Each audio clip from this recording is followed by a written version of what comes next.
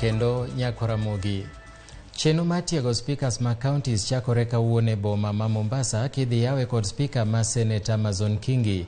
Tiegruok ni biro dhi nyime nyaka Jumapil ka wayudo mathoth koa kuom jafwambo marwa George Aoko mantiere Mombasa. George, kapo ni inyalo winja, inyalo ketowa e ler ni to otimore Mombasa kanye, to gin ang'o giri migeno neno e tiegruok ma kawuono?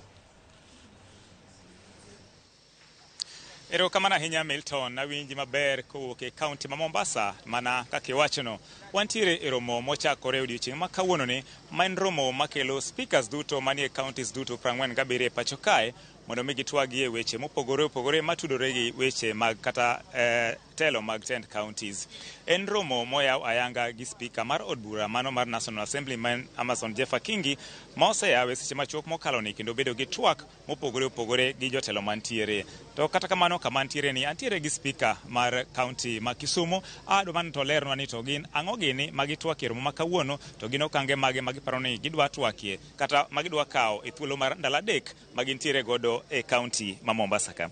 Machiegni ahinya speaker, inyalo chaka gi nyingi ne jok ma samoro kia iti nyisgi ni to romo ma kawuono ni en marang'o. Erokamano, nyinga iluongo ni Elisha Jakoraro, speaker ma Kisumu County Assembly. Romo mantie kawuono en romo moting'o speakers duto mantie Kenya 47 ka okelo tiegruok mare jogo mayier madhi tie tielo mar adek mar devolution. Kendo ka ng'amo yawo chenro ni makende en speaker mar the Senate Kingi, kendo Jeffer Kingi, kendo obiro dhi kuom ndalo adek. Gigo ma itwakie ka gin weche mag devolution, mar ariyo gin weche mag tayo assembly, mar adek gin weche matimore kinde assemblies kod COG kata Council of Governors, mar ang'wen gin gik ni intergovernmental relations, county governments kod national government. Mar abich en gik matimore kind speaker kod members mag county assembly. To kachutho to en mana ni to ere kade devolution mar adek tiyo kang' maingo devolution mar ariyo.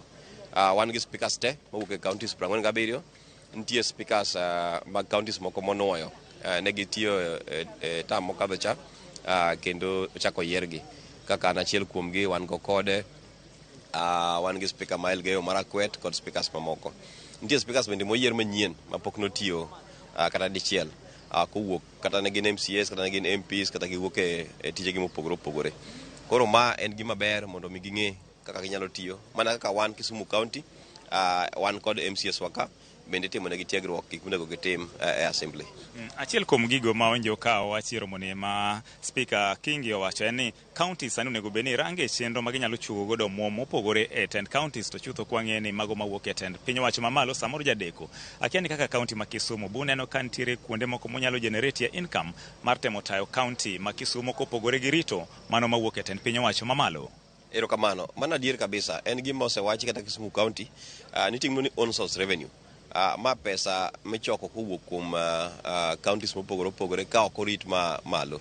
Kisumu County nitie kinde chien kacha manotim gimiluongo ni rates mag jok man gi lope mopogore opogore, to ok nodhi mbele nikech kaluwore gi kaka ne otime, ne ok otim public participation mowinjore. Mage achiel kuom gik mawachore ka onego bed ni county ka county manyo yore manyalo choko pesa gi giwegi, ma ok girito sana kapok pesa oa malo, yudo ka gima nyalo dhi mbele onge. Mar ariyo gima wach mar pesa en pogruok mar pesa kabire counties. Gisani pesa madhi e county assemblies luwo treasury, tiende oluwo executive. To nitie ywak kata dwaro mar members mag assemblies mondo mi sama treasury chiwo pesa gi to gichiw direct madhi assemblies direct ma kokadho kuom korka executive, nikech dibed matek kabisa ka idwa oversight executive to en kende manyaka omi pesa kitim oversight. Machielo bende gima oneno ko wachi kendi en ni chalni nitiere moko kuom counties ma bende nitiere gino miluongo ni illegal revenue collections. Nitiere pesa moko ma samoro yudo ka jomoko choke 10 counties ma ok oluwo chik. Akia ni wach ma kamae buneno ko affect counties kata chenro madhi nyime 10 counties. Gima gino tiende en ni niting'no ni finance bill. Kinde ka kinde kosekadh budget ma gikone en tarik 30 dwe mar auchiel kaka higa, to dwarore ni bang' ndalo 90 kosekadh budget to ikadho gimiluongo ni finance bill. Nitiere counties mang'eny ma leo kapok otimo ma. miyo sama ichoko osuru kapok okadho finance bill tiende ni ichoke tok chik. Aeto bende nitiere kuonde moko mikawe pesa kapok counties okadho chike mag gigo ma obedo devolved, king'iyo sigil form mag gik mobedo devolved e county. Mane gima ne otemo wacho ni en adier nitiere chike mang'eny monego bed ni pod county assemblies loso mondo ta chenro mag dongruok kod choko osuru e counties. To en adier ni nitie counties moko osekadho bills kiwango mowinjore to pod nitie gaps. Mane momiyo devolution dhi mbele ni mondo wamed kadho chikego kendo wamed timo oversight. Kaka Kisumu County iga manyo kadho nywa kadho bills ma oingo 50 gi wiye. To pod nyaka los ne gimno ni regulations kendo nitie moko bende ma nyaka losi kaka koro Kisumu County Rating Act dwarore kabisa mondo watim mapiyo piyo eka mondo mi sirikal mar Kisumu County thuolo mar choko osuru kuom jogo man gi lope kata man gi udi e county. Wadhi kwatieko wach moro mabende otwakia wang'e ni kwan maduong' mag rowere sani ywago thuolo mar tije tiwacho ni tend counties osebedo mana e ong'ala mokwongo mar temo kadho chike machalo mago mag kedo gi yedhe mamero ji, lakini ka mago magayo timbe magalagala ma samoro rowere timo kaka mago mag pornography ok ne ka tend county okete mijing'o mar kadho chike makamage. Iparo ni ang'o monego bed ni timo kaka tend counties mar neno ni ugayo ng'ikruok to chutho mago majuko rowere kata chike monego bed ni kadho mag neno ni igayo midhiero mathoth ma rowere kale? Adieri makende en ni devolution nitie kendo biro dhi mbele to ok nyal kadh chike te e tam achiel. Ma emomiyo tam ka tam MCS dugo kendo kadhi mbele gik motime tam mokwongo chaka gidhi mbele. Kuom ranyisi gimiwacho kata korka yedhe mag mergi, ok ne ka yedhe mag mer ok oting'o mana lika kende. Nitiere kata